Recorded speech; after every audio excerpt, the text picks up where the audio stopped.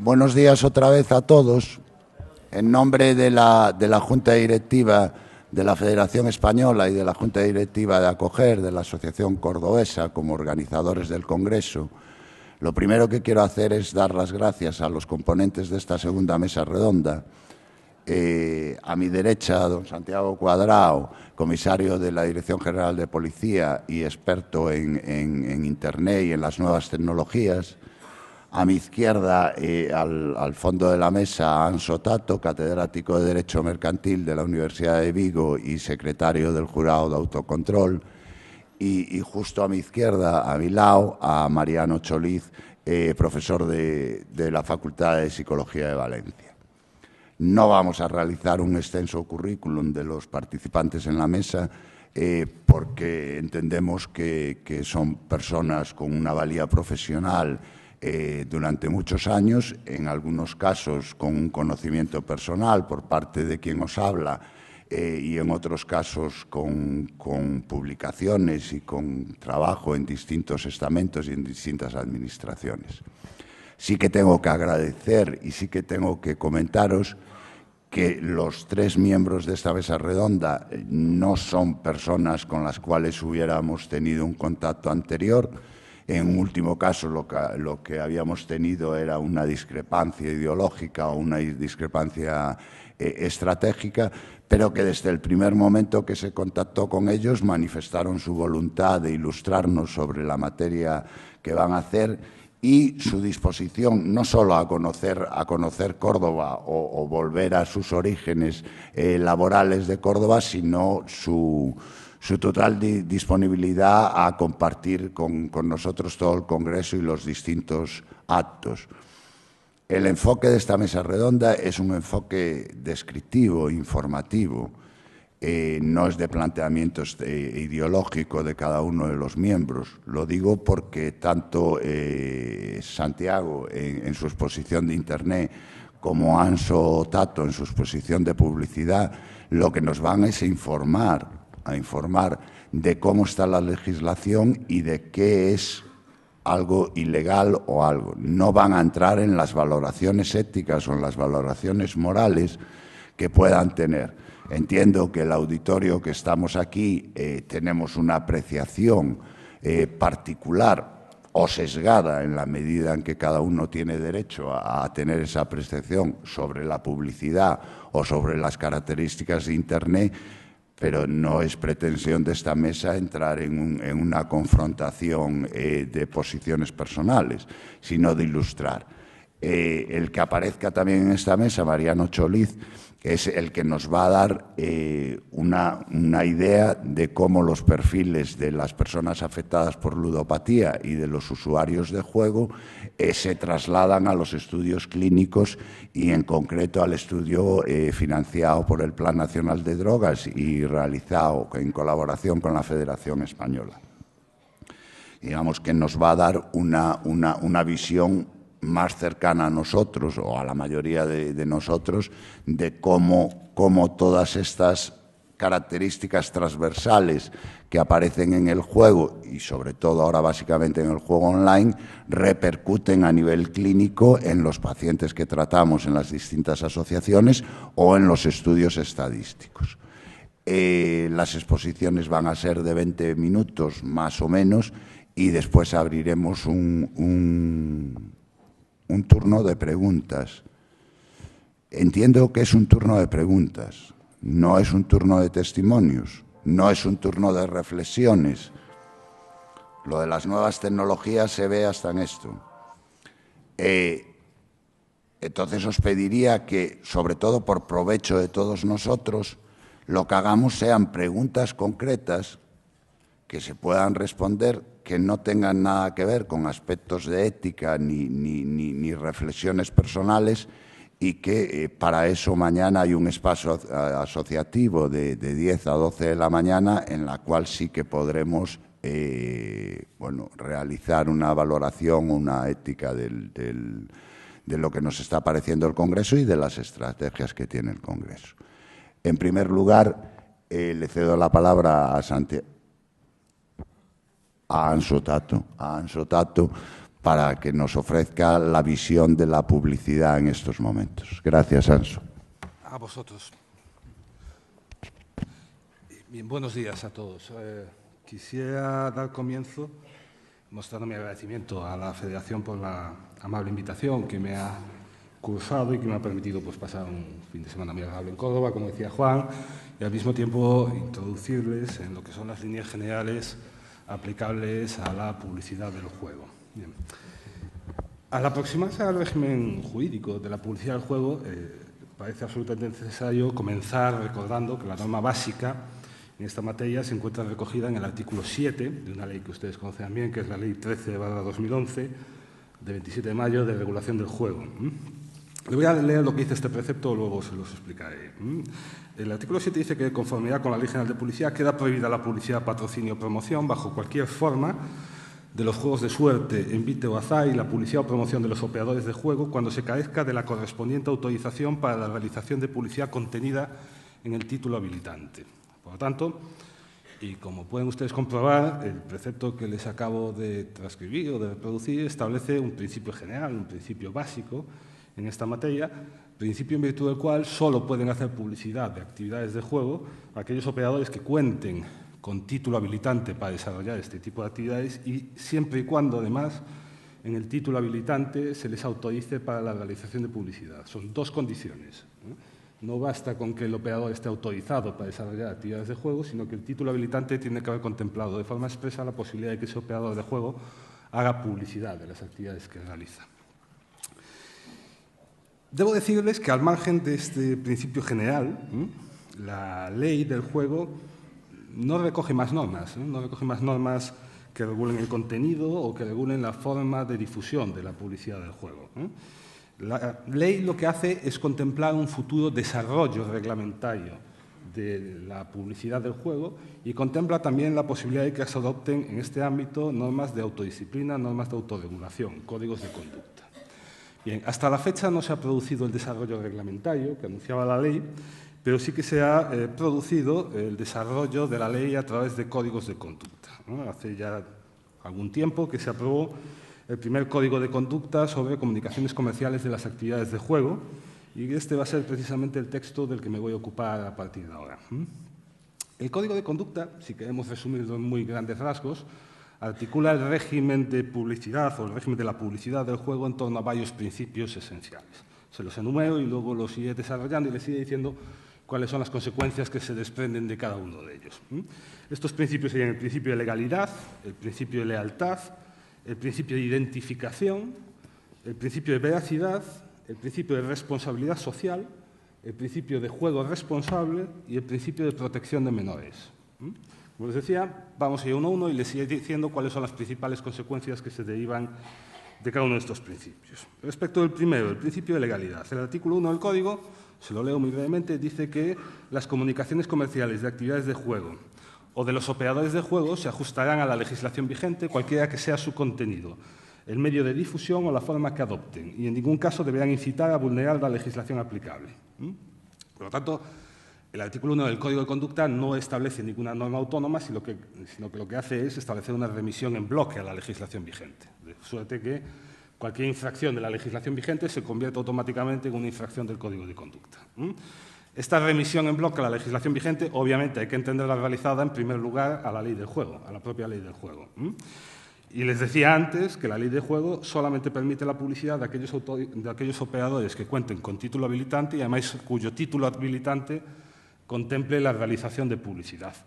Por lo tanto, la conclusión o la primera conclusión es evidente. Cualquier publicidad que proceda de un operador sin título habilitante y cualquier publicidad que proceda de un operador con título habilitante pero no autorizado para realizar publicidad supone una infracción del principio de legalidad del Código de Conducta y, por lo tanto, se pueden desencadenar las consecuencias previstas en él. Por lo tanto, la remisión a la legalidad vigente es una remisión, en primer lugar, a la ley del juego, pero es también una remisión a otro texto legal, que supongo que también le sonará, que es la Ley General de Publicidad. La Ley General de Publicidad es la norma básica en materia de publicidad en España y su artículo 3 tipifica distintas modalidades de publicidad ilícita. Por poner un ejemplo, se considera ilícita en el artículo 3 de la Ley General de Publicidad la publicidad que atente contra la dignidad de la mujer o que presente a la mujer en comportamientos estereotipados. Se considera también ilícita la publicidad subliminal, se considera también ilícita la publicidad agresiva. Existen, en definitiva, en el artículo 3 distintas modalidades de publicitarias que reciben la calificación de publicidad ilícita. Bien, en la medida en que el artículo 1 del Código de Conducta remite a la legislación vigente, cualquier infracción del artículo 3 de la Ley General de Publicidad será también una infracción del Código de Conducta y, por lo tanto, también se podrán desencadenar las consecuencias previstas en el mismo. El segundo principio que antes les decía que inspiraba el régimen de la publicidad del juego es el principio de lealtad. Es quizás al que menos al que menos atención vamos a prestar, porque es un principio más bien enfocado a la ordenación de las relaciones entre competidores, o entre operadores, o empresas operadoras de juego, y por lo tanto probablemente sea el que menos interés le suscite. Les digo simplemente que el artículo 2 del Código a este respecto dice que las comunicaciones comerciales de actividades de juego de los operadores de juego se ajustarán a las exigencias de la buena fe y los buenos usos mercantiles. Bien, tras este principio de lealtad, el Código de Conducta enuncia los principios de identificabilidad y de veracidad. En virtud del primero de estos dos principios, las comunicaciones comerciales de las actividades del juego deben ser claramente identificables como tales actividades publicitarias. El reconocimiento de este principio de identificabilidad conlleva la prohibición de una modalidad publicitaria que los que nos dedicamos a esto conocemos desde hace tiempo con el nombre de publicidad encubierta. ¿Qué es la publicidad encubierta? La publicidad encubierta es toda aquella publicidad que no se presenta ante los consumidores como tal publicidad. Es aquella publicidad que se presenta ante los consumidores bajo una apariencia de mensaje, por ejemplo, periodístico, de mensaje objetivo. Y mensaje, por lo tanto, que cuando los consumidores ven no son conscientes de estar viendo publicidad. Pues bien, la publicidad encubierta, en otros países también llamada publicidad disfrazada o publicidad oculta, son nombres muy descriptivos porque precisamente reflejan la esencia de la publicidad encubierta, que consiste en disfrazar la naturaleza publicitaria del mensaje. La publicidad encubierta constituye una clara infracción del principio de identificabilidad del Código. Respecto al principio de veracidad, el artículo 4 del Código establece que las comunicaciones comerciales deben ser veraces y que, por lo tanto, no deben ser susceptibles de inducir a error a sus destinatarios, ni tampoco deben omitir o silenciar datos sustanciales o hechos relevantes si dicha omisión es apta para inducir a error a los destinatarios. Resulta evidente que, así como el principio de identificabilidad conllevaba la prohibición de la publicidad encubierta, el principio de veracidad lo que conlleva es la prohibición de la publicidad engañosa. Esto es, de aquella publicidad que sea apta para inducir a error a los destinatarios de la publicidad. Observen ustedes que a la hora de calificar un mensaje publicitario como engañoso no es en absoluto necesario que se haya producido un engaño efectivo. Es decir, para que un mensaje publicitario sea calificado como engañoso no es en ningún momento necesaria la prueba de que ha habido un número de consumidores más o menos amplio que hayan resultado efectivamente engañados por la publicidad. La publicidad puede ser calificada como engañosa desde el momento en que es apta para desencadenar falsas expectativas, desde el momento en que es susceptible de inducir a error a los destinatarios. Se lo digo, si prefieren, con otras palabras, la mera aptitud de un mensaje publicitario, la mera susceptibilidad de un mensaje publicitario para generar error, para desencadenar falsas expectativas en sus destinatarios, esa mera aptitud o susceptibilidad es suficiente para desencadenar la calificación de ese mensaje como engañoso, aun cuando no se hubiera producido ningún engaño efectivo. Por lo tanto, cuando nos enfrentamos a la calificación de un anuncio publicitario como engañoso, el análisis que hacemos no consiste en determinar si ha habido consumidores efectivamente engañados. El análisis que se realiza es mucho más, si me permiten la expresión, teórico. No nos interesa saber si ha habido consumidores efectivamente engañados, nos interesa saber si podría haber habido consumidores engañados. Esta aptitud del mensaje publicitario para inducir error, insisto, es suficiente para calificar el mensaje publicitario como engañoso. Bien, para finalizar con este análisis del principio de veracidad, no me quiero extender más allá del tiempo que me han asignado, les debo advertir que el Código de Conducta, además de las acciones engañosas, es decir, además de aquellos mensajes publicitarios que son engañosos por lo que dicen, también tipifica las omisiones engañosas, es decir, aquellos mensajes publicitarios que deben ser calificados como engañosos por lo que omiten, por omitir información sustancial. Circunstancia esta que puede cobrar una gran relevancia, de hecho la está teniendo ya, lo estábamos hablando aquí antes de que empezase esta mesa redonda, por ejemplo, cuando se difunde una promoción, pero se omiten las condiciones esenciales para el acceso a esa promoción. Bien, junto con los principios hasta aquí mencionados, el Código de Conducta, cuyo contenido les estoy resumiendo de forma muy breve, también somete la publicidad del juego al denominado principio de responsabilidad social. Establece este principio del artículo 5 del Código que las comunicaciones comerciales de actividades del juego sean hechas con sentido de la responsabilidad social. Obviamente este principio de responsabilidad social, es un principio algo vago, algo impreciso, que debe ser objeto de concreción, que debe ser objeto de desarrollo. Y, por lo tanto, tampoco nos debe resultar extraño que sea el propio Código de Conducta el que desarrolle el principio de responsabilidad social y el que enumere algunas de las consecuencias que se desprenden de este principio de responsabilidad social. Dicho de otra forma, es el propio Código de Conducta el que establece un catálogo de supuestos o de mensajes publicitarios que se consideran ilícitos porque se entiende que infringen este principio de responsabilidad social, ya sea porque alientan comportamientos socialmente reprochables, ya sea porque vinculan el juego al éxito personal o social, o ya sea porque pretenden presentar una imagen negativa del hecho de no jugar. Les decía, por lo tanto, que un primer grupo de supuestos en los que se entiende que la publicidad vulnera el principio de responsabilidad social y, por lo tanto, es contraria al Código, estaría integrado por aquellos mensajes publicitarios que alientan comportamientos socialmente reprochables. No les voy a hacer una enumeración exhaustiva de todos los supuestos que prevé el Código, les cito simplemente algunos ejemplos para que ustedes vean el alcance de este principio. Estarían prohibidos, por ejemplo, aquellos mensajes publicitarios que inciten directa o indirectamente a comportamientos antisociales o violentos. También estarían prohibidos aquellos anuncios que realicen una promoción de modalidades o tipos de juego no autorizados o que induzcan a juegos desarrollados por quien no haya obtenido el correspondiente título habilitante. También entrarán en contradicción con el principio de responsabilidad social aquellos mensajes publicitarios que alienten comportamientos de juego socialmente irresponsables, así como la publicidad que pueda dar lugar a daños económicos, sociales o emocionales. Resulta incompatibles con el principio de responsabilidad social aquellas comunicaciones comerciales que ofrezcan mensajes que puedan minusvalorar el esfuerzo, el trabajo o el estudio en comparación con el juego. Finalmente, y es el último ejemplo que les cito, el artículo 5 del Código también incluye dentro del catálogo de modalidades publicitarias contrarias a ese principio de responsabilidad social a aquellos mensajes publicitarios que transmitan tolerancia respecto del juego en entornos de trabajo. Tolerancia que se puede transmitir, obviamente, bien de forma explícita, apelando a que la gente juegue mientras trabaja, o bien de forma implícita, presentando un mensaje publicitario a gente que está jugando mientras está trabajando.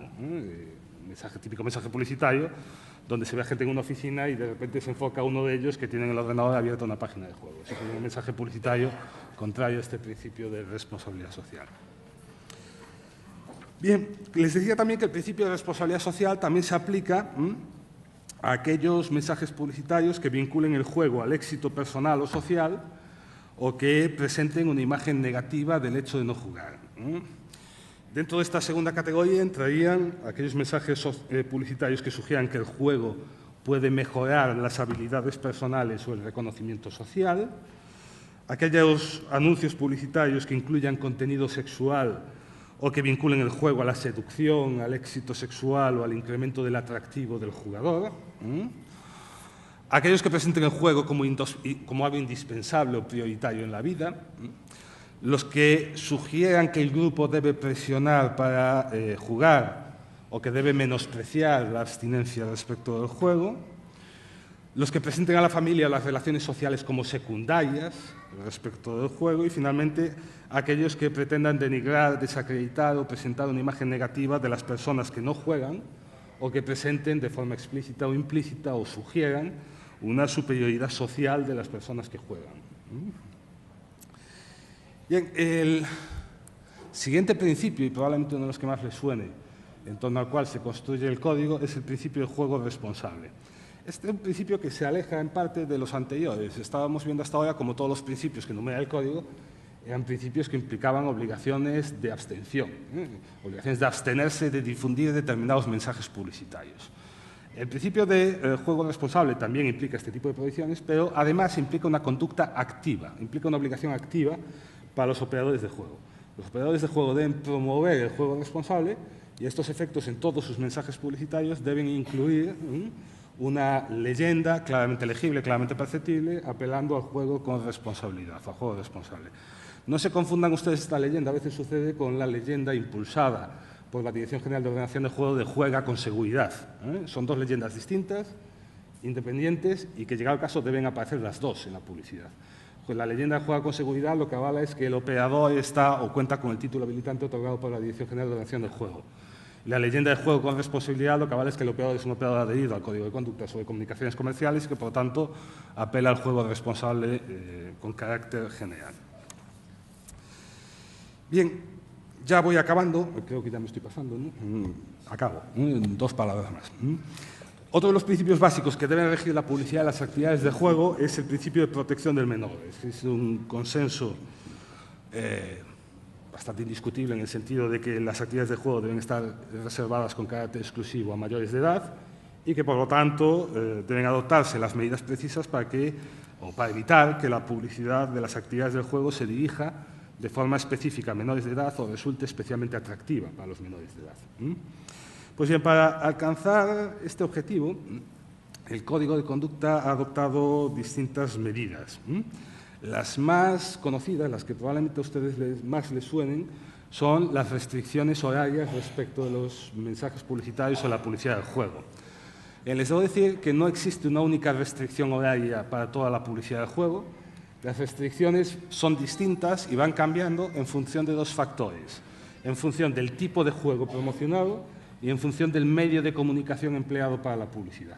Y la combinación de estos 2 factores da todo un listado de restricciones horarias diferentes que si me pusiera aquí a leerlo ya ocuparía los 20 minutos solo con eso, ¿vale? Por lo tanto, lo único que les voy a dar es un ejemplo, después si ustedes tienen interés en alguna cosa más específica, pues encantado en atenderla. El ejemplo que les pongo son el relativo a las actividades de juego en medios de comunicación audiovisual, esto es fundamentalmente de televisión, de juegos de ruleta, punto y banca, blackjack, póker y apuestas de contrapartida deportivas o hípicas, ¿vale?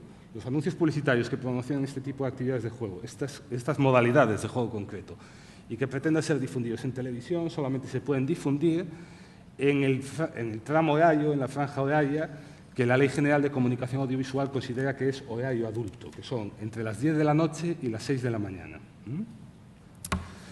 Bien, obviamente las restricciones horarias para la publicidad del juego son uno de los principales instrumentos para la protección del menor, pero no son el único. Para proteger el menor no solo se deben adoptar restricciones horarias que eviten la difusión de publicidad en franjas horarias y en medios donde previsiblemente habrá una gran parte de la audiencia que sea menores de edad, también se deben adoptar medidas para evitar que la publicidad contenga elementos que puedan resultar especialmente atractivos para los menores de edad, hasta el punto de convertir la publicidad como una publicidad específicamente dirigida a estos menores. En este sentido, y con esto finalizo, o para alcanzar este objetivo, el Código también establece distintas prohibiciones. Así, prohíbe aquellas comunicaciones comerciales que sugieran que los menores pueden jugar o realizar apuestas. Prohíben los mensajes publicitarios que incluyan o utilicen menores. Los menores nunca pueden aparecer en anuncios publicitarios de juego, nunca. Ni siquiera de forma marginal. No puede aparecer ningún menor en un anuncio publicitario de juego. Se prohíbe también la publicidad que directa o indirectamente incite a los menores a la práctica de juego o que emplee elementos visuales, sonoros, verbales o escritos que puedan considerarse especialmente dirigidos a los menores. Se prohíbe también las comunicaciones comerciales que presenten el juego como una señal de madurez o de paso a la edad adulta. Y, por último, resultan prohibidos los mensajes publicitarios que presenten el juego como un regalo que un niño puede o bien dar o bien recibir. Bien, hasta aquí he llegado. Obviamente no les he hablado de todo el contenido del código porque excedería con mucho el tiempo que tenía disponible. Espero haberles presentado al menos con suficiente claridad cuáles son las líneas generales que inspiran el código. Acabo agradeciendo su atención y de nuevo la amable invitación que me habéis cursado para estar aquí con todos vosotros. Muchas gracias.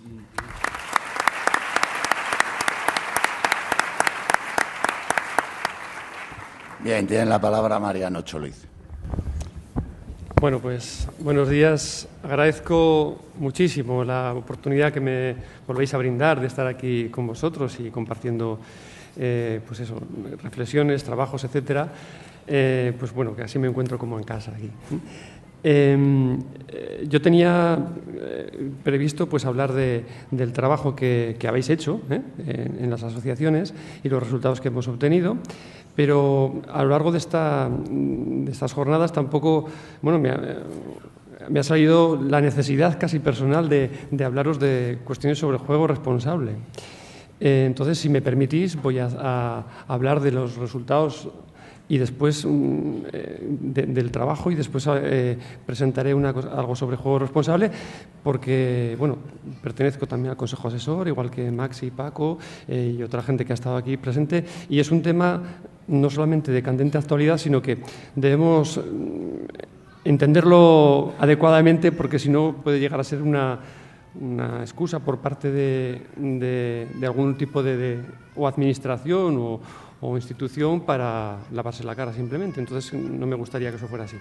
Bien, os quiero comunicar a todos vosotros pues que desde bueno, ya lo sabéis, en las asociaciones habéis estado haciendo un trabajo de evaluación psicológica de los jugadores. Muchos de vosotros habéis participado como bueno, rellenando los cuestionarios, los técnicos los han pasado, etcétera. Os lo agradecemos enormemente. Ha sido el primer trabajo así que yo conozca, por lo menos a nivel nacional, desde luego, de esa enjundia, digamos, ¿no? Han sido pues, aproximadamente más de 250 personas las que habéis participado en el estudio. Nos siguen llegando cuestionarios y valorábamos pues, un perfil psicológico casi completo. En esta primera fase queríamos hacer una evaluación global, ¿no? En la reunión que tuvimos ayer, los técnicos pues ya definimos cuáles son las que hemos considerado que son más relevantes a tenor de los resultados obtenidos. Pasamos cuestiones de personalidad, de impulsividad, de trastornos psicopatológicos, etcétera, etcétera. Primera conclusión. En lo que se refiere a la personalidad, como siempre muchas veces se habla y se habla de oído, no existe una personalidad del jugador patológico, o por lo menos en los 5 grandes de personalidad, que son los que utilizamos los psicólogos para definir las dimensiones básicas de la personalidad, no nos diferenciamos los jugadores de los no jugadores. Otra cosa son afabilidad, somos igualmente afables unos que otros, estabilidad emocional, etcétera. Vale. Únicamente cuando llevamos un tiempo en rehabilitación, o cuando la gente lleva un tiempo en rehabilitación, mejora en lo que es estabilidad emocional. De manera que, bueno, siendo esto interesante en lo que es la investigación científica, tan necesaria, ¿verdad?, como antes comentabais, pues bueno, no creo que nos tengamos que ir mareando mucho más. No hay ninguna personalidad vulnerable a las adicciones, por lo menos que hayamos encontrado, al menos en las personas que están digamos, sometidas a tratamiento. Eso no quiere decir que personalmente haya gente que sea más vulnerable que otra, por supuesto que sí, pero no por su personalidad adictiva. Obviamente después habrá diferencias en las adicciones una vez que la tienes como consecuencia de la misma. Donde sí que hay diferencias es en el espectro depresivo, digamos. El espectro depresivo lo hemos medido con diferentes cuestionarios también y abarca muchísimas dimensiones. Hay una característica muy singular del jugador patológico en el espectro depresivo. Es culpabilización, se siente culpable de lo que ha hecho, sentimiento de fracaso, y eso le conduce a una incapacidad de disfrutar de las cosas pequeñas de la vida, digamos, ¿no? En otras dimensiones también de depresión, como son descenso de la libido sexual o pérdida de sueño, etcétera, no hay diferencias en ese sentido.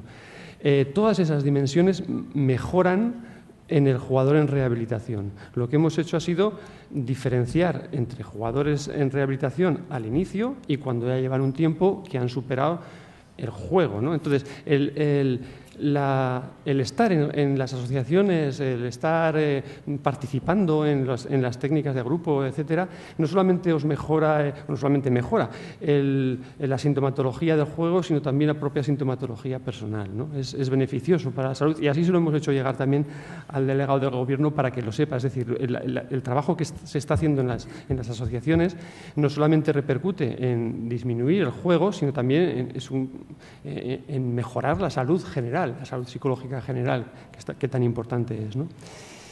Esos serían las dos grandes conclusiones que tenemos, que además las hemos reflejado en unos pósteres que tenéis a vuestra disposición también. Y después a los técnicos les preguntábamos, pues, cuál era, aparte de tantas preguntas que habéis contestado, ¿no? Y una de tantas era cuál era el juego que os estaba perjudicando más, ¿no?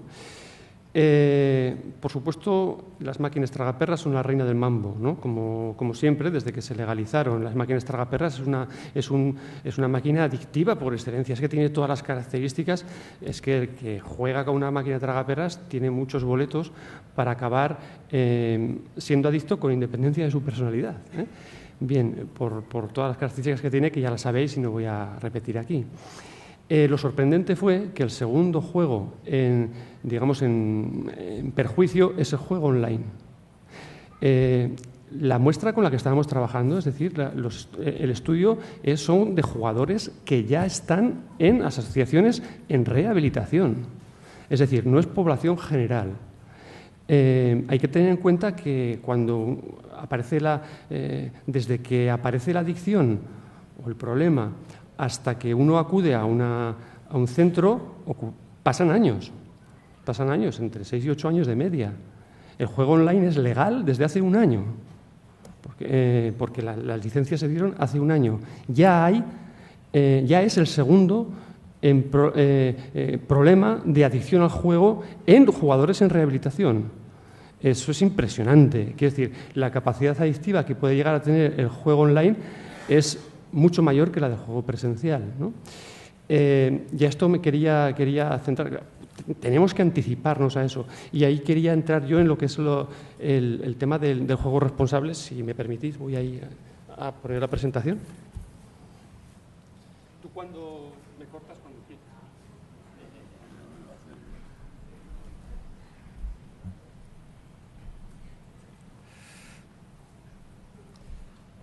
Aprovecho. Debe tener algún botón por ahí, ¿no? Ah, vale. Que como no veía botón, ni lucecica, ni nada. Bueno.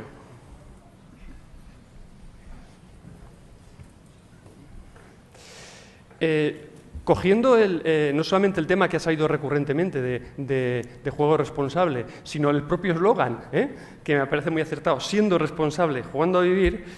Hay una, tendencia en los países que más han investigado en juego, que son Canadá, Australia y los países nórdicos, en establecer agencias, administraciones, etcétera, sobre juego responsable, ¿no? Ahí tenéis varias de ellas, ¿no? De Sudáfrica, de la National, bueno, esta es una de las más famosas de Estados Unidos, la Comisión de Juego incluso los propios operadores del juego. Este es el Caesars, ¿no? Uno de los casinos más grandes de Las Vegas, ¿no? O la Lotería de Quebec. Incluso combinan juego responsable con estrategias que son poco responsables, ¿no? Como dar bonos. Definición de juego responsable. Acciones encaminadas a regular un entorno de juego en el cual se minimicen los potenciales daños asociados al juego y que la gente tenga la posibilidad de tomar decisiones acerca de su participación en el juego. El juego responsable es el resultado de acciones colectivas compartidas por jugadores, comunidad, sector del juego y gobiernos, de manera que puedan conseguirse resultados socialmente responsables y que respondan a las demandas de la sociedad. Es decir, acciones.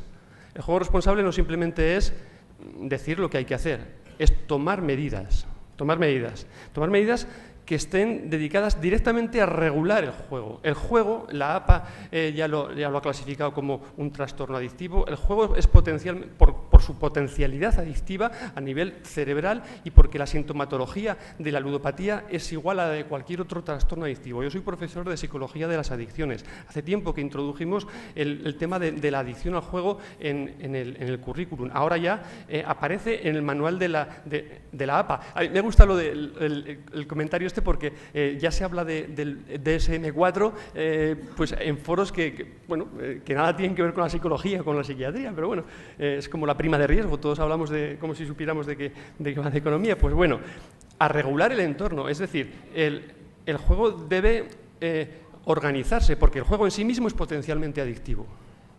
Hay que diferenciar entre juegos y juegos. Hay juegos que son más potenciales adictivos que otros. Por ejemplo, las máquinas tragaperras son potencialmente más adictivas que muchos otros. A regular el entorno para que se minimicen los potenciales daños asociados al juego. Se reconoce que el juego tiene un daño potencial. Claro, pues si se reconoce que el juego tiene un daño potencial, aquellos digamos, sectores que están organizando el juego, en virtud de la responsabilidad social corporativa, deben tomar medidas o por lo menos saber que están con materia peligrosa, trabajando con materia peligrosa, ¿no? Para que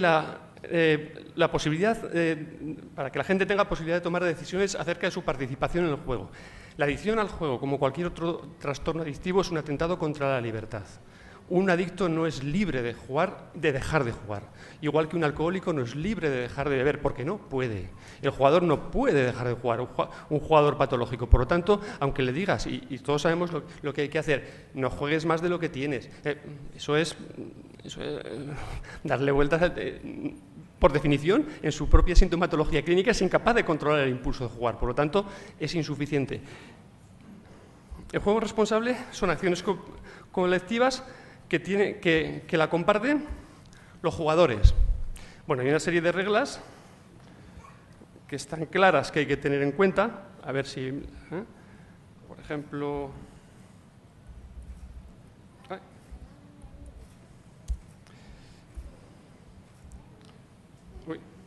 Juega solo con la finalidad de entretenerte, juega en compañía, establece un límite de dinero para apostar y ajustarte a él, aceptar la pérdida como una parte del juego, el juego es una diversión, no es una inversión, no trates de compensar las pérdidas con más juego, no pidas ni aceptes dinero prestado para apostar, no juegues para evadirte de problemas o preocupaciones, nunca bebas alcohol cuando juegues y recuerda, el juego es un negocio y el resultado depende del azar. Esto lo sabemos todos, esto lo saben todos los jugadores y todos sabemos que esas son las maneras que hay con las cuales, de la forma que se tiene que jugar.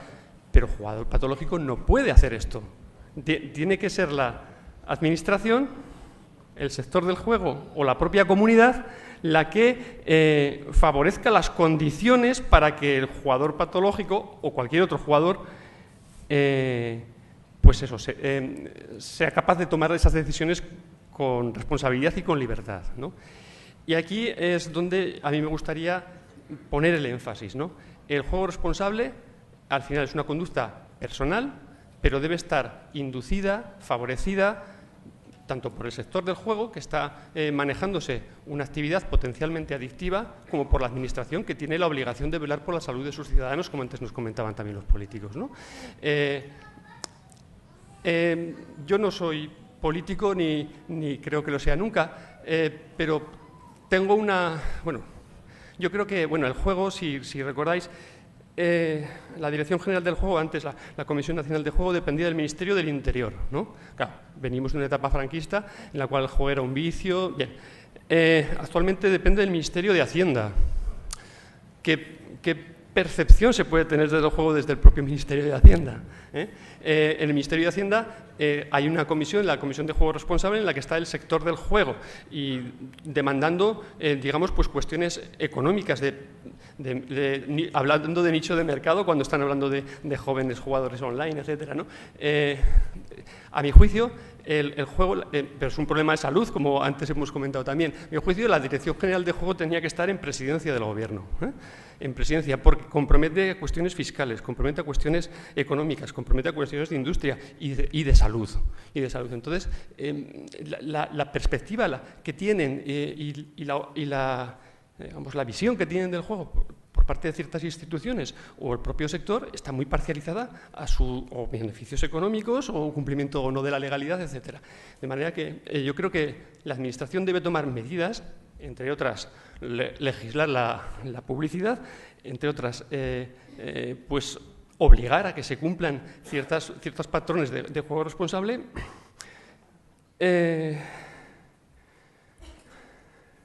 Gobiernos y el sector. Bien, un par de datos. Esto es la evolución del juego legal de azar en España del 96 al 2011, ¿no? Veis que a partir de la crisis, ¿esto tiene puntero? Sí. No. Vaya, le he dado para atrás. Me he ido al principio. En el 2000... Perdón.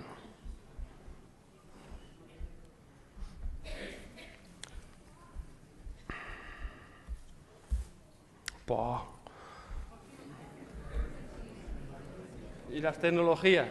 Me cachis. Bueno, son mis dedos que necesitan calcetines más que otra cosa. Y estas. A ver. Ahí. Bueno, a partir de 2008 disminuye digamos, el gasto de juego en España. Pasamos de 32.000 millones de euros que se gastó en juegos legales de azar en España, pues a aproximadamente 26.000 millones en 2011. Esto no es tan así. Estamos hablando de juegos presenciales. En 2011, cuando ya empiezan a haber encuestas sobre el juego online, el gasto subió 3.000 millones de euros. En 2011, este sería, digamos, por sectores: casinos, 1.600 millones de euros, bingos, 2.142, Lotería Nacional, 5.200, loterías activas, es decir, bueno, loto, primitiva, etcétera, 4.000 millones, 391 la quiniela, 2.000 millones la 11, 9.400 millones las tragaperras, 3.000 millones estimados el juego online. Todavía no era legal, todavía no había... En 2012 disminuyen todas, excepto el juego online. El juego online en la actualidad se estima que es aproximadamente entre 5.000 millones de euros. Son estimaciones, a pesar de que sean datos del Ministerio de Hacienda, porque como los operadores no podían operar legalmente, sino desde mediados de 2012, pues lo demás fue pues un prorrateo casi, ¿no? Bien, 5.000 millones de euros, es decir, ya a la altura de lo que es la Lotería Nacional. 1.100.000 jugadores. 1.100.000 jugadores, 5.000 millones de euros, son 5.000 euros por barba, de media.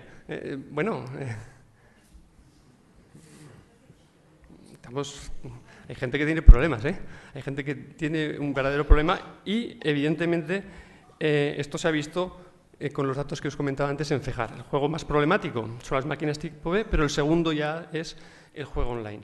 ¿Por qué? Porque el juego online es más adictivo que el juego presencial. Que hay juegos presenciales que son más adictivos que otros. Medidas de juego responsable.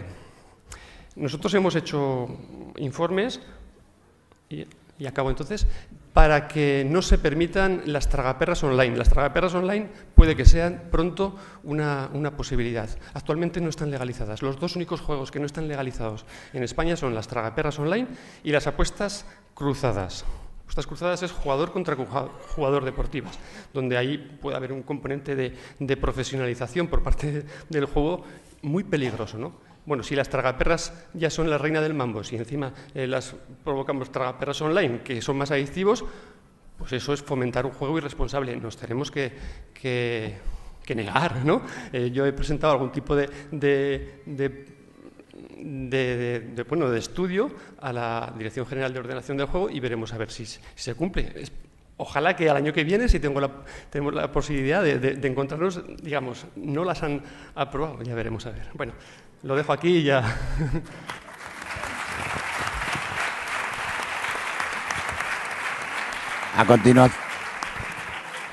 A continuación le cedo la palabra a don Santiago Cuadro. Bien, buenos días. Ante todo, agradecer a Acoger y Iniciativa a Cejar y quiero personalizarlo en este caso a Juan Lamas, que ha sido la persona que entró en contacto conmigo para invitarme a venir y compartir con ustedes pues este breve periodo de tiempo en mi tierra, a la que le doy la bienvenida a todos aquellos que no son y que me siento muy reconfortado al estar aquí con todos vosotros y al mismo tiempo solidarizado. Y quiero hacer un reconocimiento profundo al enorme esfuerzo de muchísimas de las personas, de todos ustedes que están luchando y que siguen y que están ayudando a que mucha gente salga de un pozo impresionante. Yo he sido comisario general, subdirector general de la Policía durante 8 años. Desde el año 96 al 2004 me tocó desarrollar proyectos en el ámbito de la prevención de la delincuencia y en el ámbito de la prevención del delito, pero el delito conceptualizado como el delito físico, es decir, aquel que de alguna manera tiene una naturaleza cruenta en muchos de nosotros y que genera una gran sensación de inseguridad subjetiva, no solamente la objetiva en aquellos que han sido directamente víctimas del delito, sino también la subjetiva, que es un problema enormemente tremendo, porque el miedo es libre y cada uno puede tener el que quiera, y por tanto eso necesita el desarrollo de estrategias que me tocó a mí poner en marcha en esa época con la puesta en marcha de policía de proximidad, de policía comunitaria, y más tarde fue con el programa Policía 2000, que venía a cerrar el círculo virtuoso de lo que se consideraba el desarrollo de una nueva cultura corporativa con vistas a convertir un cuerpo enormemente endogámico en un cuerpo volcado hacia el ciudadano y totalmente transparente. Bien, y ahora me toca hablar de esta nueva cuestión en la que llevo ya durante 5 años, que me ha tocado también hablar con los poderes públicos para sensibilizarles acerca de la enorme problemática, visto el análisis de las diferentes tendencias en cuanto a lo que es la acción del crimen organizado y de la delincuencia normal, que han visto la posibilidad de hacer dinero fácil y la posibilidad de rentabilizar los beneficios que se pueden obtener de eso. Y hablamos de juego online. Yo he preparado aquí una presentación que no sé cómo... ¿Salir esto?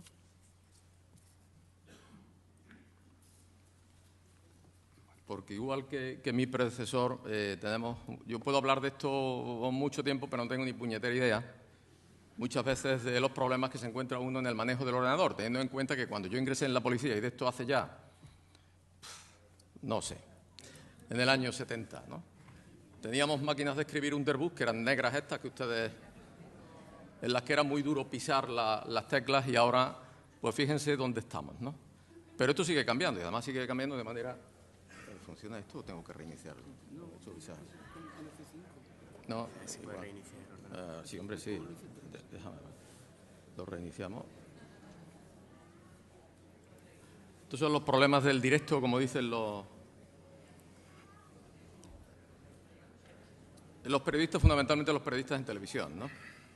Bien, yo les voy a presentar, no voy a hablar de juego en sí, no soy persona autorizada para hablar del juego y por tanto sería una imprudencia por mi parte el empezar a hablar de eso, pero sí les voy a dibujar un escenario sobre cómo está la situación actual, cómo va evolucionando la situación actual, de dónde venimos en definitiva y a dónde vamos, porque los riesgos que tiene cualquier persona, o sea, cualquier jugador o cualquier persona que entra en Internet, pues son generales para cualquier otra persona, sea jugador o no sea jugador, sea empresa o no sea empresa, o sea una institución oficial o no sea institución oficial. Es decir, que tenemos un grave problema. Y ese grave problema afecta a la sociedad en su conjunto y afecta a los poderes públicos. Y ahora yo me alegro que por parte del Ministerio del Interior y por parte de la Presidencia del Gobierno se estén dando pasos acerca de generar una conciencia colectiva acerca de los enormes riesgos que plantea Internet con todo lo que de beneficioso conlleva. Por tanto, yo les puedo aportar a ustedes una visión no tremendista, sí real y, desde luego, preocupante. Pero eso no quiere decir que no vayamos a dejar de usar el ordenador, pues yo lo seguiré usando y lo seguiremos usando todos, ¿no? Y cada vez con mayor frecuencia. Disculpen un momento que inicie esto, porque...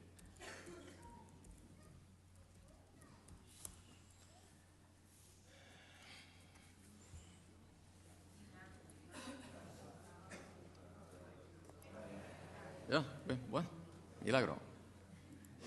Esperemos que... Vamos. Ahora tengo otro problema. Ahora aquí me sale una cosa diferente a la de ahí, con lo cual cualquier parecido con la realidad puede ser pura coincidencia. Así que no...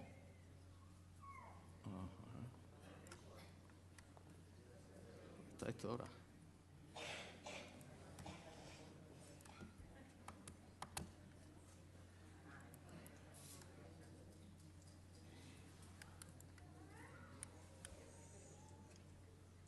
Bueno, salió. Muy bien. Empiezo la presentación un poco. Vamos a ver, le voy a explicar un poco el íter de la presentación. Una primera visión general. Y luego, si cabe, el entrar a desbrozar algunas cuestiones que pueden ser más incisivas, porque ¿puede ser? Tú tenías problemas, pero... ¿verdad? Le cuesta refrescarse. Bueno, bien. Y en esa visión general... Joder. ¿Qué pasa? ¿Ahora? Hay tres sujetos del riesgo, fundamentalmente. Por una parte están los jugadores, como es natural, es decir, las personas que están en Internet, ya no me refiero a ponerle nombre ni apellidos a nadie en concreto. Están las empresas, la industria con carácter general, casinos online, todos aquellos que tienen casas de apuestas, etcétera, etcétera. Y por otra parte está el Estado. Se ha hablado del Estado en cuanto a diferentes competencias, el Ministerio de Hacienda, el Ministerio de Interior, etcétera, etcétera.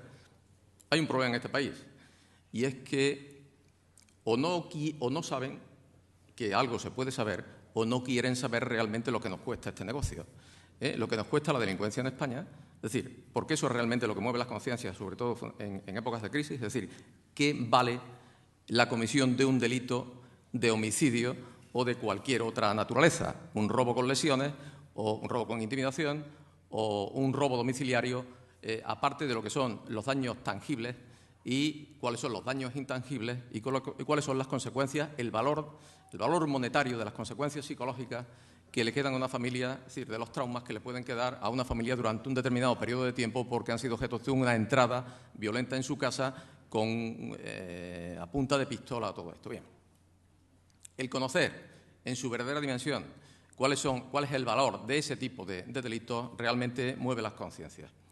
No se conoce en España tampoco cuál es el impacto que tiene el juego online todavía. Se empieza a conocer aquello sobre que hace referencia el juego regulado, pero no el otro juego sobre el que es muy difícil el conocer el número real de personas. Hay un reciente encuentro en Madrid de este año, en febrero, el mes de febrero, en el marco de un foro de comercio electrónico, donde se apunta que el número de jugadores en España es de 9 millones. El número de jugadores online, porque precisamente se hablaba del juego online, donde se dice que hay 9 millones de jugadores en España en el juego online.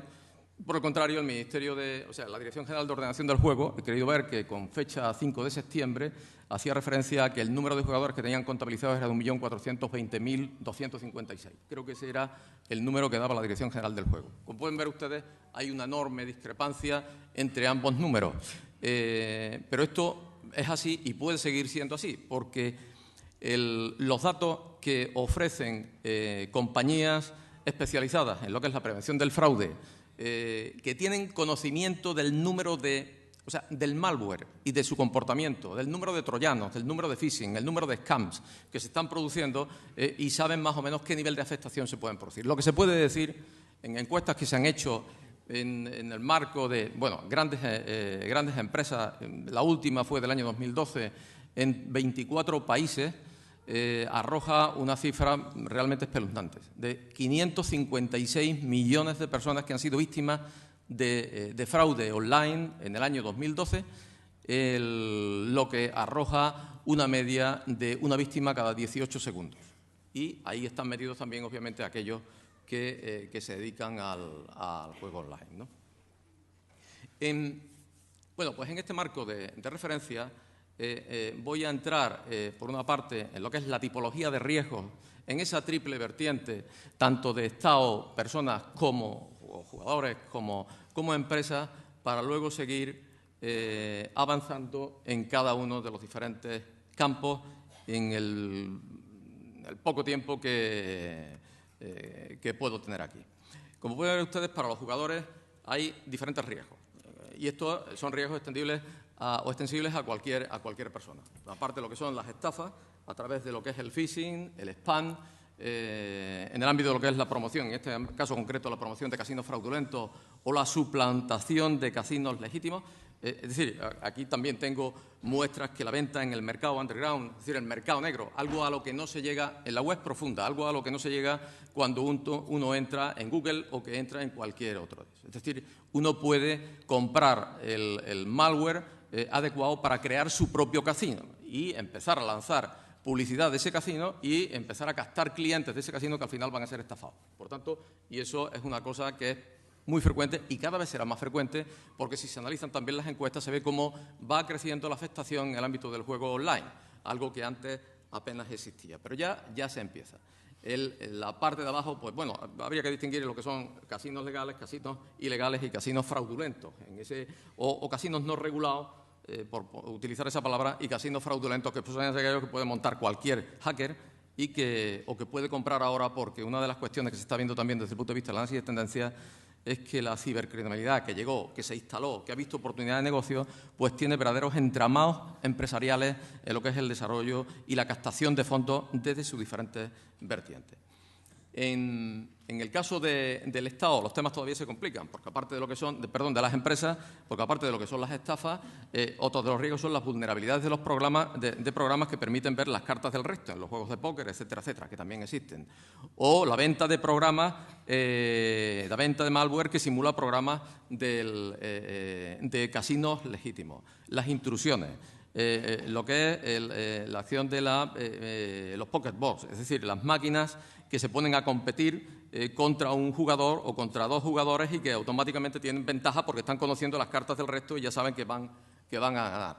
El daño reputacional, aspecto importante para las empresas porque uno de los aspectos fundamentales es la movilidad de los clientes y, desde luego, lo que sí piensan muy mucho es que no se le vayan los clientes. En ese caso, la suplantación de programas de clientes, el malvertising, es decir, la acción de la publicidad de la que aquí se ha hablado y que es algo que han visto oportunidad de negocio y que lo están poniendo en marcha, el fraude del clic, es decir, y ahora mediante lo que son la acción de las botnets, es decir, máquinas que lo que se hacen es ir permanentemente pulsando los banners de publicidad, con lo cual pueden generar un tremendo negocio para el propietario o para el dueño de la botnet porque está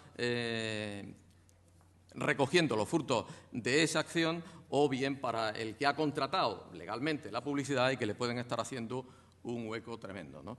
Las amenazas, la extorsión, es decir, yo no sé si han conocido noticias sobre lo que es el ransomware, que es la página web esta de la policía, mediante la que se hace un rescate. Es decir, tengo algunas imágenes aquí, o las amenazas a los casinos, por ataques de negación de servicio, con lo cual colapsan la acción del casino y eso genera un tremendo daño para esto. La sustracción de credenciales de clientes y luego se venden en el mercado. Es decir, también les puedo mostrar y les mostraré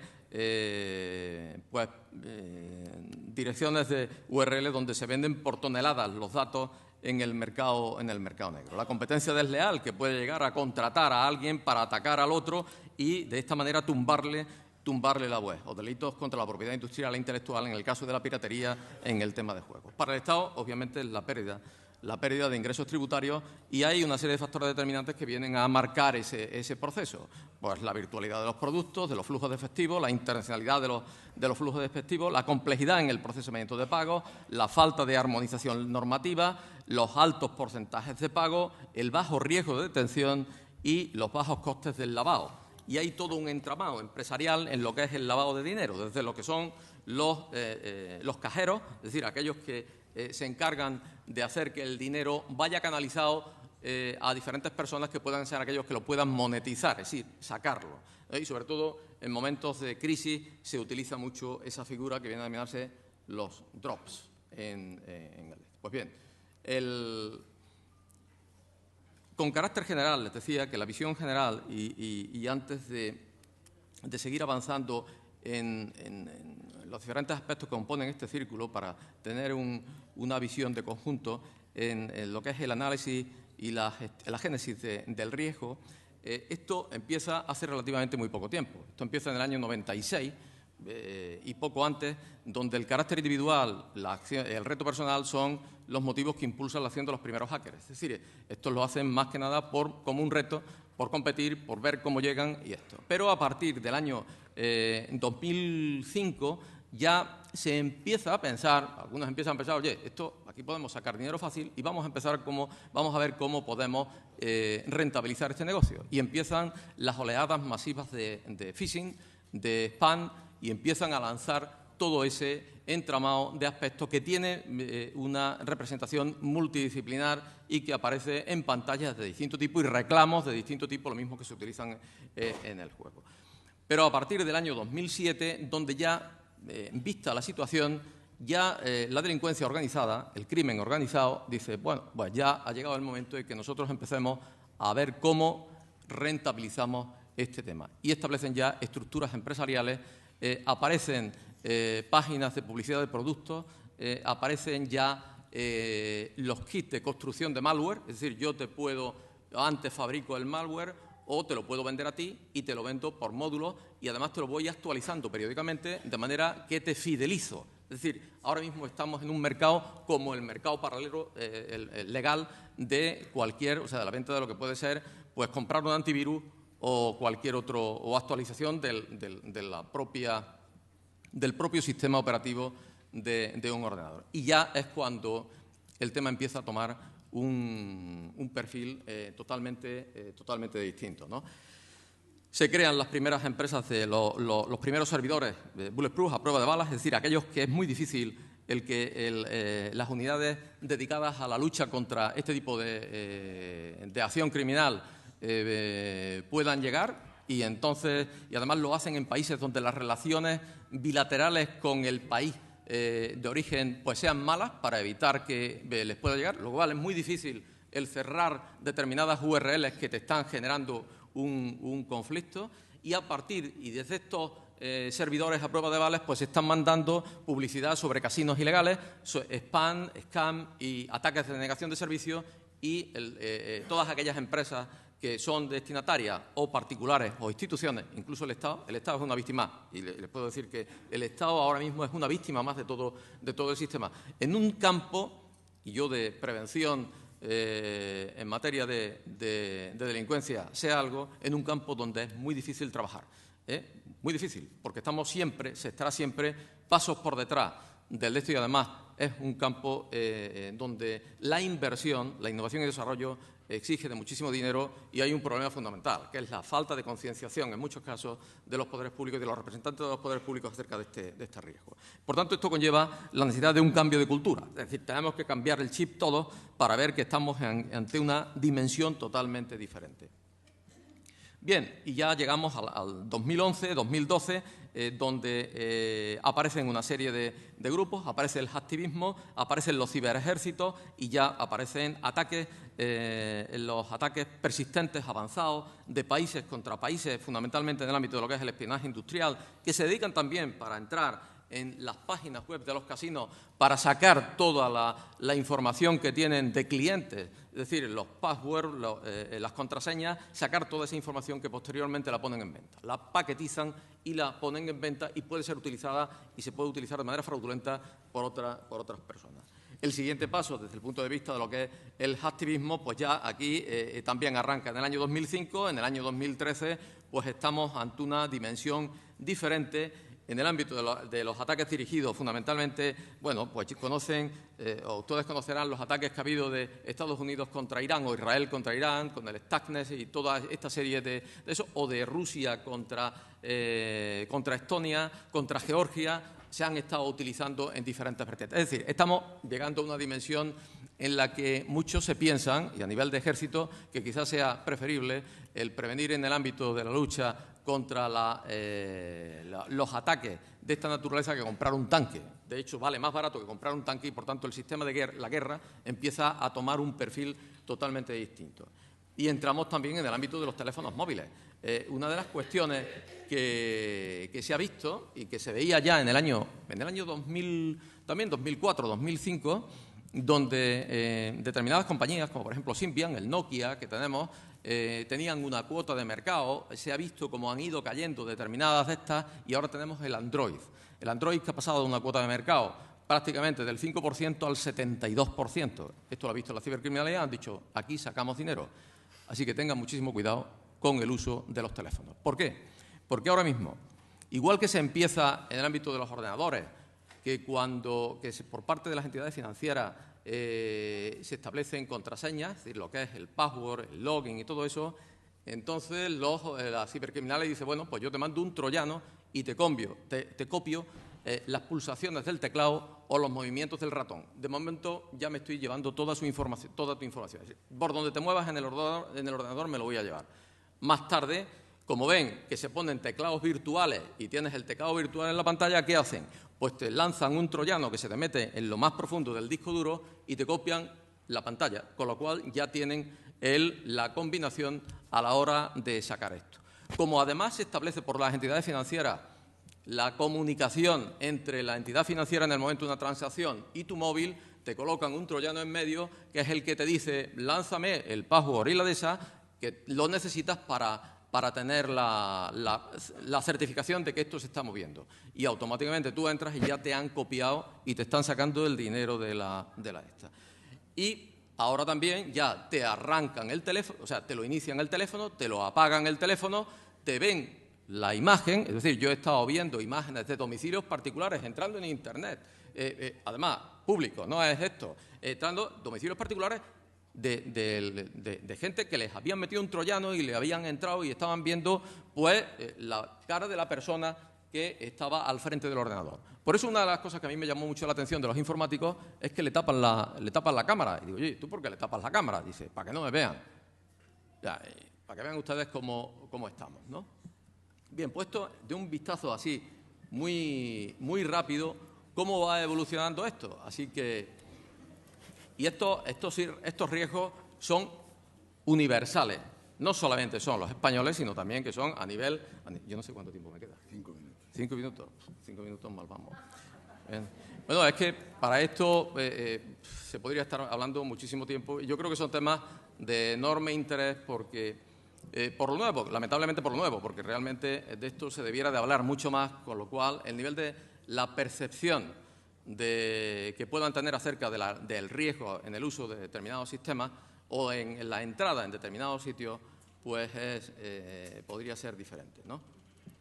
En el tema del malware, debe aparecer por aquí, pues una noticia que es de agosto del 2013, donde se dice que Kaspersky, que es una empresa muy acreditada en el ámbito de los virus, antivirus y todo eso, dice que los programas maliciosos en el tema de juegos son de 4,4 millones, han crecido pues 1 millón en relación con el año anterior y que además que los jugadores españoles son los más atacados. 94.700 ataques se han registrado en España y después están los polacos y todo. Eso es lo que viene a decir esta noticia, con lo cual, bueno, pues ya hay algo que empieza a preocupar. Yo estoy en el consejo asesor de una compañía de S21, se dedica a la prevención del fraude en entidades financieras y hace 2 meses están analizando permanentemente el malware que hay en la red, es decir, las URL mediante procesos automáticos de máquinas que se dedican a ese tipo de cosas. Bueno, pues lo que sacan es que el ranking de los 10 países más atacados por el malware estamos los segundos, o sea que bien, no podemos quejarnos. En este tema ven cómo va subiendo el número de incidencias mundiales, que se va triplicando, y esto es con carácter general, por tanto lo podemos ir extrapolando a otros países, partiendo de la base de que los países atacantes están en el este de Europa, muchos de ellos, también son China, Estados Unidos también, y que todo el mundo ataca aquí, y nosotros si nos podemos también podemos atacar. Pero bueno, y hay 2 grandes escuelas, ¿no? La escuela europea, la escuela sudamericana, y aquellos tienen unos componentes y unas modulaciones diferentes. Y es curioso observar que cuando antes no aparecía absolutamente nada en el ámbito de lo que los troyanos, el tema del juego, ya empieza a aparecer el tema de apuestas online en esa. Por tanto, el comercio electrónico, aseguradoras y apuestas online son los nuevos objetivos del malware bancario. Por tanto, el tema de las apuestas hay que tener cuidado con ello. Estos son 5 paradigmas de lo que son troyanos, Citadel, Zeus, etcétera, que son los que más afectan. Y, bueno, una noticia que, por lo curioso, acerca de lo que es el control de cámaras en un casino de creo que fue Australia, ¿sí? Bueno, pues hackearon lo que eran los sistemas y se llevaron 32 millones de dólares. El tema de las botnets que les he comentado a ustedes también, ¿me falta? ¿Qué son las botnets? Las botnets son redes de ordenadores tontos, que los nuestros pueden ser unos de ellos, pero que están manejados por un ordenador central, por un servidor que lo que hace es ordenarle las transacciones, recibir toda la información y administrar toda la información. Han evolucionado. Antes la estructura era piramidal, de manera que la policía podía entrar por abajo y llegar a la cabeza. Ahora los han puesto a todos iguales, de las redes peer-to-peer, con lo cual es muy difícil llegar a determinar cuál es el boss master, es decir, cuál es el jefe de todo este negocio y dónde está situado. Eso, en el tema del ransomware se ha visto, ha habido enormes dificultades en cuanto a su investigación. Y el funcionamiento, pues lo pueden ver ustedes. Yo puedo o montarlo porque soy una organización criminal, o puedo alquilarlo y me dedico a lanzarle spam a todo el mundo. Hay una botnet, Zero Access, que se llama así, que está, aparte de los beneficios que está sacando, bueno, los ingresos de $100.000 diarios, para sus autores están lanzando millones de spam. Ha habido algunas desarticulaciones importantes en relación con estas botnets. Vi algunos ejemplos, tengo aquí, aparte de lo que pueden hacer, que tampoco me voy a detener porque hay mucho. Bueno, pues esta es la botnet mariposa, se desarticuló en el año 2009, eran 13 millones de equipos que estaban infectados, o esta otra, o de las que mandaba 1.500 millones de spam diarios, con lo cual se pueden hacer ustedes idea de cómo iba. En el tema del phishing, y con vistas a acortar, me voy a ir al crimen como servicio. Es decir, ahora estamos ante una modalidad que yo puedo alquilar lo que quiera, puedo contratar los servicios de un sicario y que me maten, y además hay distintos precios, y eso se puede ver también en Internet, no en el Internet normal, se pueden ver en Internet profunda, donde dependiendo del perfil que tenga la persona, pues vale uno u otro dinero. Si es periodista vale una de estas, si es policía vale más, si es juez vale tanto, si es una persona menor de 18 años, algunos dicen que no los matan, y en otros casos, en fin, que de esto hay de todo, ¿no? Estos tienen una mega colección de herramientas de hacking, que son para alquilar o para vender, ¿no? Estos te pueden hacer lo que quieran.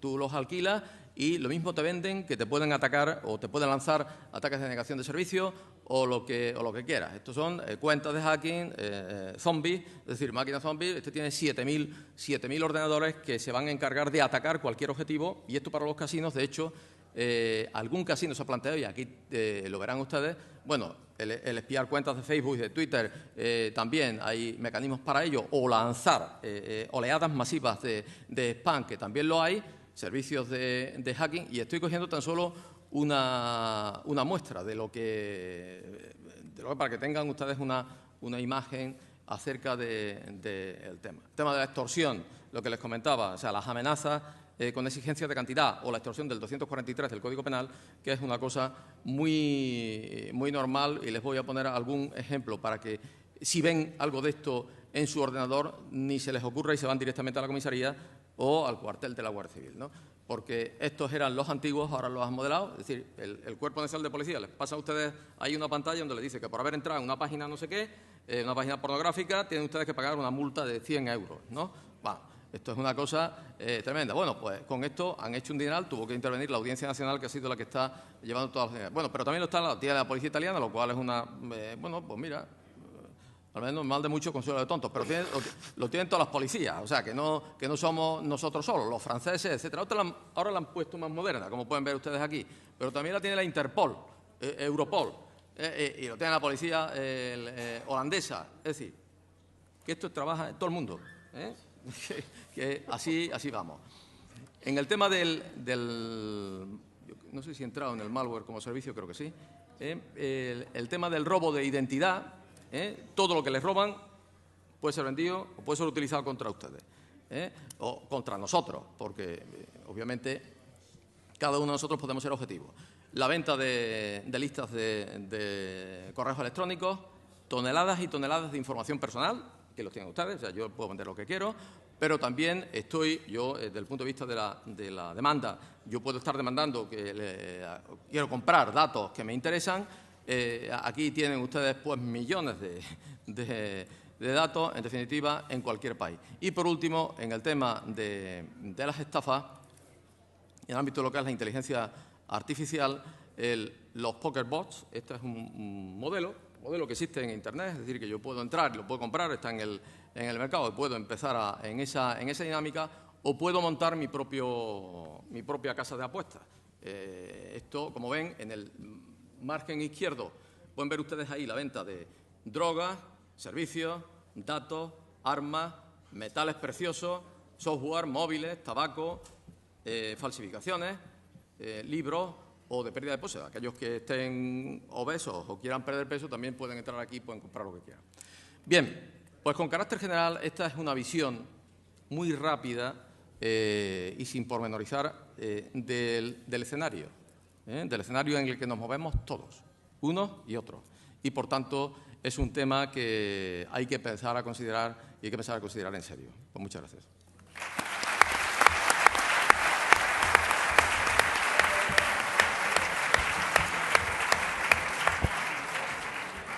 Bien, abrimos un turno de preguntas de 10 minutos.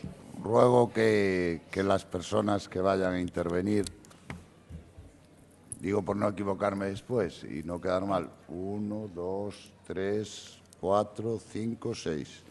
Bien, pues Masi, por favor. Vuelvo a repetir lo mismo, que sean preguntas breves, contestación breve, porque tenemos 10 minutos para terminar. Sí, bueno, principalmente daros las gracias también a los ponentes, pero mi pregunta es para Ancho Tato. ¿Qué mente pensante o en base a qué criterios se piensa que la publicidad del bingo puede hacer menos daño que el póker y, por lo tanto, comunicarse a distinta hora de televisión? La publicidad del bingo sí que está fuera de la franja de protección. El bingo se puede... No, ¿se me oye? Sí, no, lo que di cuando hablé de restricciones horarias era simplemente un ejemplo. La publicidad del bingo también tiene restricciones horarias y que consisten en que la publicidad tiene que ir fuera de las franjas de protección reforzada. Si quiere, le digo cuáles son, no me las sé de memoria, ¿vale? Según la Ley General de Comunicación Audiovisual, se establecen 3 franjas horarias consideradas con protección reforzada, tomando como referencia el horario peninsular, entre las 8 y las 9 horas, entre las 17 y las 20 horas en el caso de los días laborables y entre las 9 y las 12 horas, sábados, domingos y fiestas de ámbito estatal, ¿vale? La publicidad del bingo no puede ir dentro de estas horas porque son franjas de protección reforzada en la infancia. Lo que le decía en mi ponencia es que las restricciones horarias se establecen diferenciando tipo de juego y medio de comunicación, ¿vale? No es que el bingo no tenga restricciones horarias, sino que las tiene distintas que los juegos que cité. ¿Por qué se puede ver un anuncio de bingo a las 4 de la tarde y un anuncio de póker no? Bien, se me vuelve a ir. Vale. Quisiera, no pretendo evadir o eludir su respuesta, pero sí quisiera aclarar una cuestión, que es que autocontrol es un organismo de aplicación que actúa no solo en el ámbito del juego, sino en todos los sectores, y desde luego existe desde mucho antes del juego. Por lo tanto, autocontrol no decide las normas, no interviene en la elaboración de las normas, las aplica simplemente, ¿vale? Por lo tanto, yo no soy ninguna fuente autorizada para decirle por qué unos tipos de juego tienen restricciones horarias distintas de otros tipos de juego, porque en esa decisión no ha intervenido autocontrol, han intervenido los autores del Código de Conducta, entre los cuales están las empresas, la Dirección General de Ordenación de Juego, etcétera. No autocontrol, que de hecho en la Comisión de Seguimiento del Juego interviene simplemente con voz pero sin voto, ¿vale? Es un mero órgano aplicador. Por lo tanto, insisto, no soy voz autorizada para explicar el motivo de esa diferenciación. Luego que nadie levante la mano que no haya levantado mano. Referente a la publicidad. Una publicidad ilícita, encubierta o engañosa, ¿qué tipo de sanción tiene? ¿Administrativa o penal? ¿O simplemente cierran la empresa y la abren con otra nueva?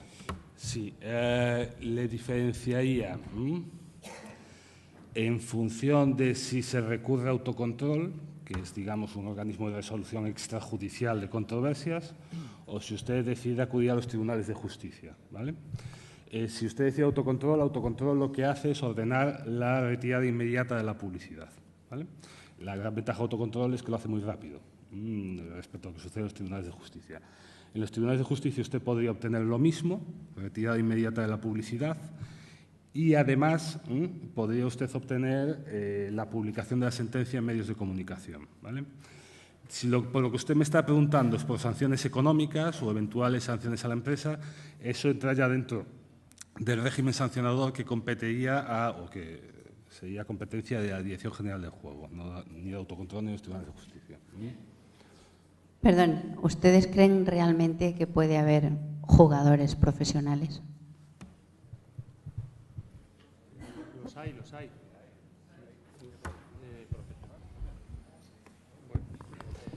Los hay. En principio, si fuera un juego de azar estricto y con todos los controles, no podría haber jugadores profesionales. Pero en los juegos en los cuales interviene la estrategia, y pues los hay. Y en el tema, por ejemplo, del póker, no es un juego de azar puramente, es un juego mixto de estrategia, y los hay profesionales. Claro, quien se introduzca en ese campo sepa que va a jugar con inferioridad de condiciones con la gente que ya está ahí. Sí. No, claro. Jugador profesional no tiene los criterios del DSM-4, ni le gusta jugar. Nosotros hemos hecho un trabajo con jugadores profesionales y lo tienen como un trabajo. No arriesgan más de lo que tienen, están en su límite, etcétera. Juegan de una manera profesional.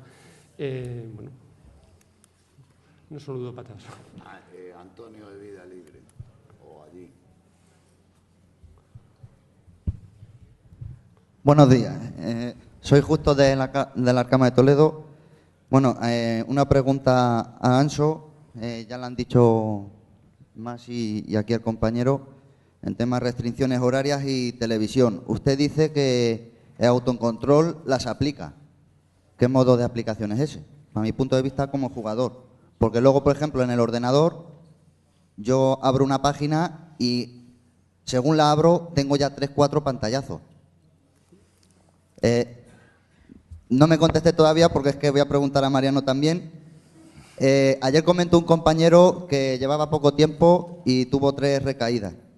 Y a ver si nos podías explicar si hay alguna manera o forma de ver la posibilidad de las recaídas debido al alto índice que se dan a veces, las condiciones que se pueden dar.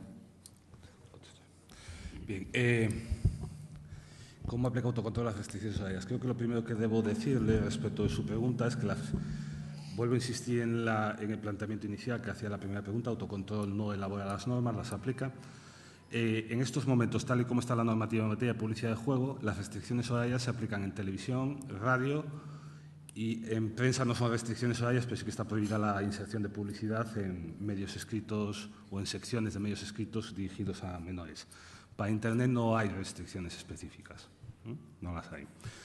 Lo siguiente que querría aclarar sobre cómo aplica autocontrol las restricciones, y con esto creo que doy también una respuesta general a preguntas que me hacían antes de la intervención y que me imagino que me las van a hacer después de la intervención cuando baje de aquí, es que autocontrol no actúa de oficio.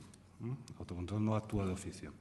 Autocontrol actúa a reclamación, como consecuencia resuelve las reclamaciones que se le plantean. Yo solamente quiero darles un dato. No sé cuál es el nivel de conflictividad que ustedes perciben en el ámbito de la publicidad de juego. Por lo que están comentando aquí me parece que debe ser bastante elevada su percepción sobre la problemática de la publicidad de juego. Prácticamente no hay reclamaciones, sin embargo.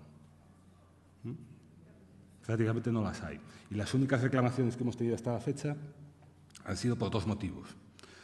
Primero, por omisión de la leyenda apelando al juego responsable, y segundo, por publicidad de operadores no autorizados. Esos han sido los únicos motivos de reclamación hasta la fecha, insisto. Y insisto, con un número de reclamaciones bajísimo, desde luego muy inferior al que se puede plantear en otros sectores. Yo si, por ejemplo, comparo el nivel de reclamaciones que hay en materia de publicidad de juego con el número de reclamaciones que hay en estos momentos en materia de publicidad de alimentos y toda la problemática de la publicidad de los alimentos vinculada a la salud, que también ¿vale?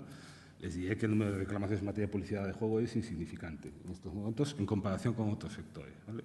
La causa de esta falta de reclamación, no sé si es una baja conflictividad o un elevado cumplimiento de la normativa, no lo sé, no me atrevería a decirles cuál es la causa, yo les doy el dato.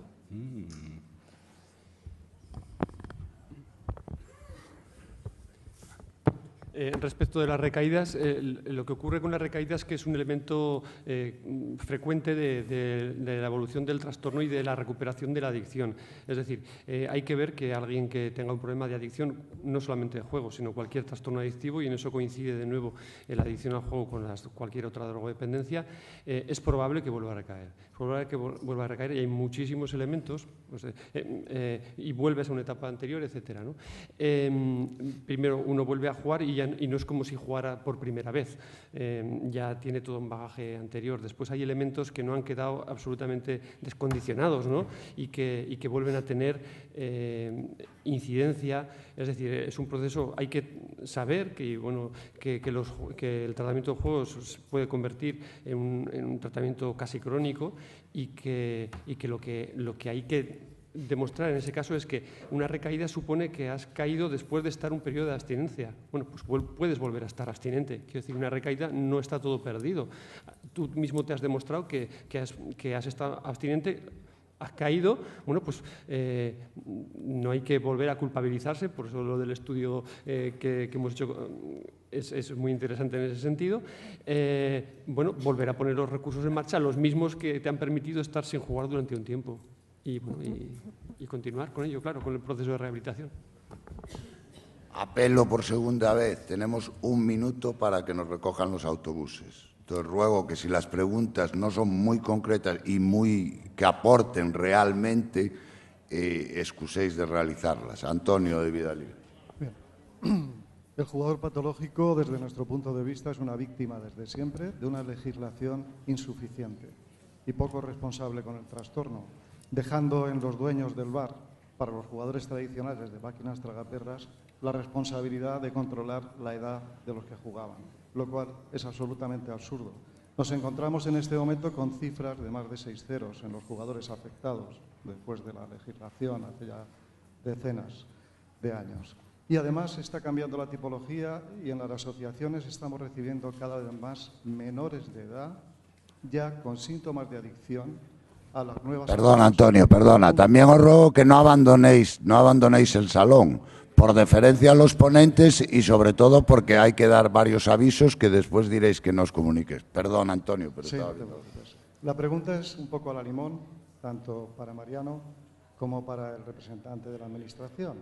Y sería, ¿qué más falta saber para que haya una normativa efectiva frente a lo que ya está sucediendo, no lo que se nos avecina, ya lo tenemos aquí? ¿Qué más falta saber si el DSM-5 considera el juego patológico como una adicción? ¿Qué más falta saber si existen estudios y prevalencias que determinan el grado de afectación de las personas? ¿Qué más falta saber cuando ya sabemos que la disponibilidad y la presión social son 2 elementos fundamentales, mucho más que la personalidad previa, para que de verdad la Administración se muestre responsable con una normativa de juego responsable? Porque aquí me parece que en principio es lo que todos estamos esperando, que la Administración sea responsable con esta problemática. Bien. En ese sentido, solo decir, aparte de que me gustó tu brevedad, y no es ironía, no hay ningún representante de la Administración. Quiero decir, aquí, a ver... Perdón, he entendido mal, entonces... Creo que por representante de la Administración se refería a mí.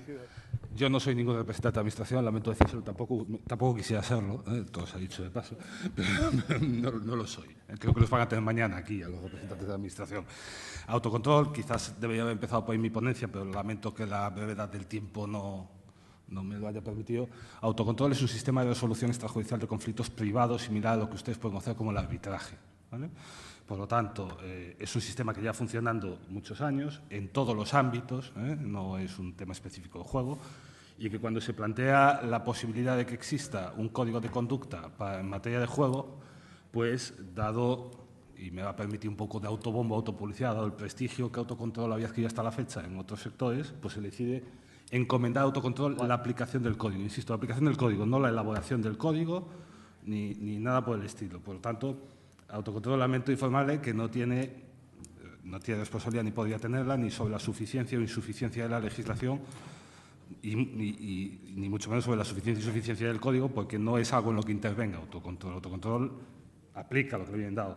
Después, autocontrol sí que es responsable, tampoco estoy aquí intentando escurrir el bulto, de los criterios interpretativos que aplica. Es decir, es probable que ustedes entiendan que existen mensajes publicitarios que suponen incitación al juego adictivo y que desde autocontrol, desde el juego de autocontrol, se entienda que no hay esa incitación al juego adictivo, ¿vale? Pero me gustaría diferenciar los dos planos de suficiencia y insuficiencia de la normativa, que no es responsabilidad de autocontrol, y interpretación y aplicación de la normativa que sí que es responsabilidad de autocontrol. De todos modos, y ya sé, me vas a tirar las orejas, pero no me voy a quedar sin decirlo, comprendo plenamente sus posiciones respecto de la insuficiencia de la normativa y respecto de la necesidad de ulteriores límites. Yo simplemente les querría decir que el diseño de límites en materia de publicidad en general, en cualquier tipo de límite, tiene que ser muy cuidadoso, porque obviamente están implicados los derechos y los intereses de personas como ustedes, pero también hay otros derechos e intereses implicados, los de las propias empresas, y a veces ignorar que hay que ponderar estos intereses conlleva a declaraciones de inconstitucionalidad de la normativa. Estoy pensando en lo que sucedió, por ejemplo, en países como Canadá con las prohibiciones sobre la publicidad del tabaco, que las declaró inconstitucionales el Tribunal Constitucional, por entender que eran excesivas respecto de lo que había que hacer, ¿vale? Y estoy pensando, por ejemplo, en sentencias, ¿se acordarán ustedes como de la publicidad de Benetton? No sé, ¿se acuerdan ustedes de la publicidad de Benetton en la que apareció un enfermo de SIDA en fase terminal, que de hecho murió a los pocos días de rodarse el anuncio?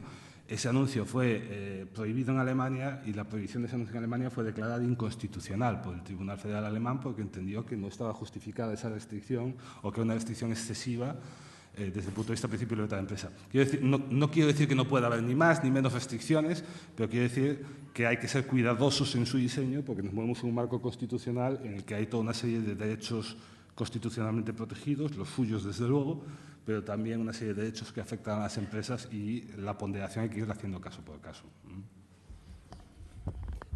Bueno, yo lo que diría a tenor de que qué se puede hacer es seguir resistiendo y sobre todo con actos como este, ¿no? Porque no hay todavía la conciencia suficiente para que se vea esto como un verdadero problema, ¿no?